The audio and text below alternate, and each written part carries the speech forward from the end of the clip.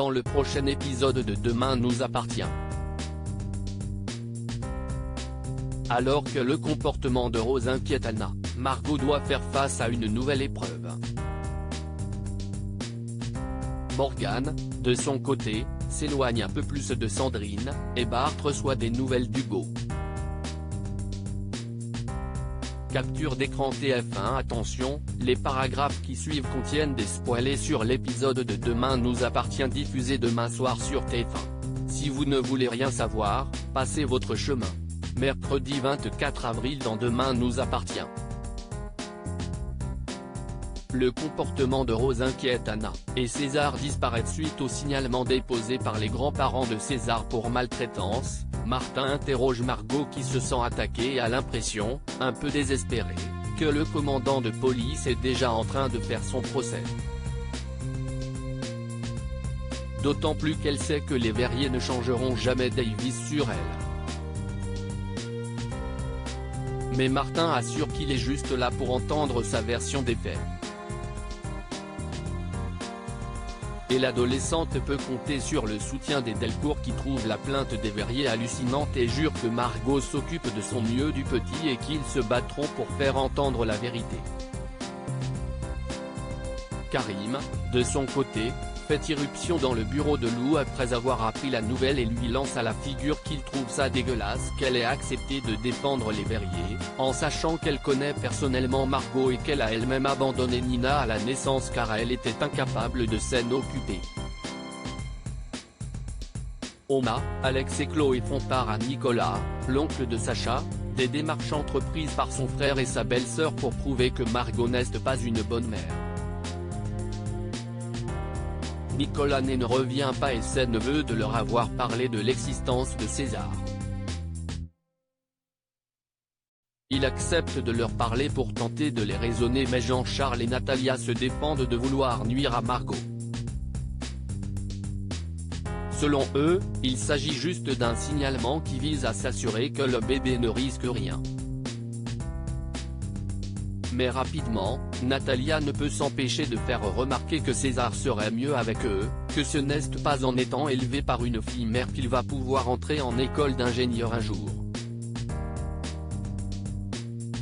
Nicolas lui fait alors remarquer à quel point elle est cliché dans ce qu'elle raconte puis va jusqu'à dire à Natalia et à Jean-Charles qu'ils doivent arrêter de vouloir tout contrôler.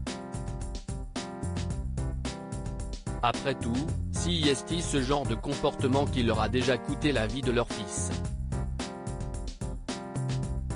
Des mots trop durs à entendre pour Natalia qui s'effondre en larmes, ce qui pousse Jean-Charles, fou de colère, à mettre son frère à la porte. En parallèle, alors qu'Anna boit un café au Spoon, Gwen lui raconte qu'elle a croisé Rose la veille et qu'elle était heureuse de la voir avec sa petite Tess. Anna lui explique que ce n'est pas possible car Rose a fait une fausse couche et comprend qu'il s'agissait en réalité de César. Elle finit par confronter Rose à un fausset et cette dernière jure n'avoir jamais prétendu que César était sa fille et pense que Gwen a simplement mal compris. Anna peine à y croire et, une fois Rose partie, Flore, qui a entendu leur conversation, conseille à Anna de ne parler à Chloé et à Margot afin qu'elle se méfie de Rose. Mais Anna n'a pas le temps de les mettre en garde car lorsqu'elle arrive chez les Delcourt elle trouve la porte ouverte et découvre que César a disparu. Quelqu'un l'a enlevé pendant que Margot était en train de téléphoner sur la terrasse.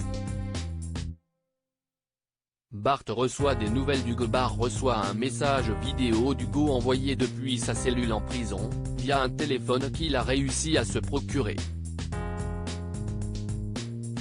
Hugo le remercie d'avoir aidé à prouver son innocence dans l'affaire du trafic de téléphones portables, tout en faisant remarquer que même s'il doit payer pour l'accident de voiture, il a un peu l'impression que le sort s'acharne contre eux et contre leur histoire. Contrairement à son dernier séjour en prison, Hugo demande par contre cette fois-ci à Bart de lui rendre visite en prison, assurant que si est ça qui le fera tenir.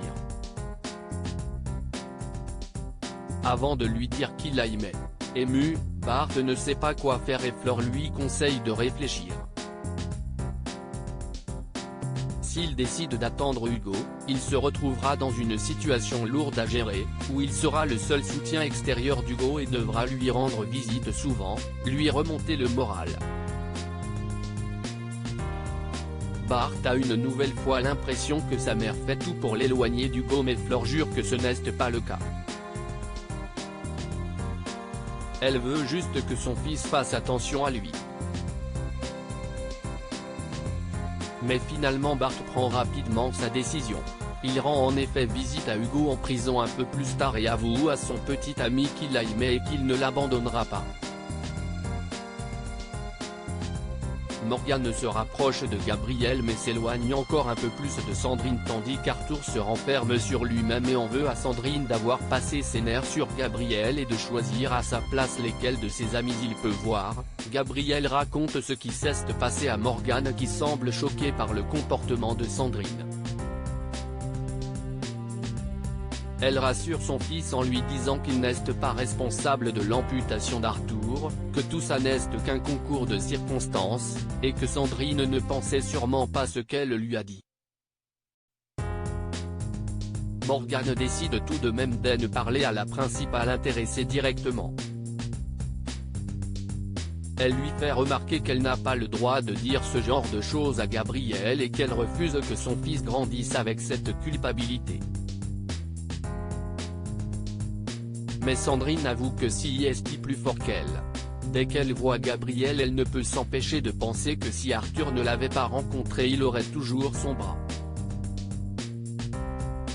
Morgan suppose alors que Sandrine se dit la même chose à son sujet.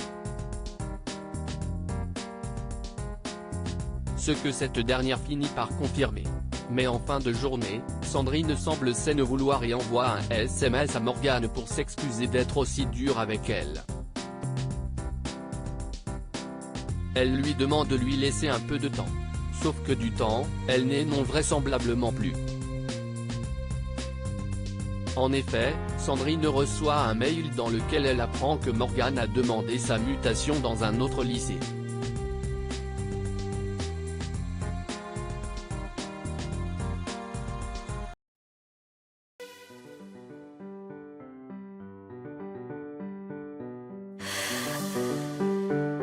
나